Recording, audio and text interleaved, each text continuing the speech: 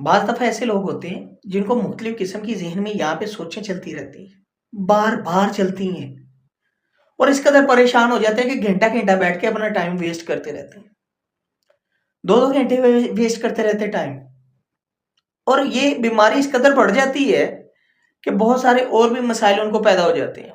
तो बचना चाहते हैं, तो करना ये है कि उस टाइम उसी सोच को वहीं पे छोड़ के किसी एक्टिविटी में मसरूफ़ हो जाना है। कोई काम करना है, उस सोच को फौरी तौर पे डिवर्ट करना सीखें। आपको पता है कि अगर आपको वो सोच आ गई, तो आपका 1 घंटा, 2 घंटे, 3 घंटे ज़ाया हैं। तो बेहतर ये है कि सोच को इग्नोर करें, किसी काम में अपने आप को मसरूफ़ करें ताकि चीज़ें बेहतर हों।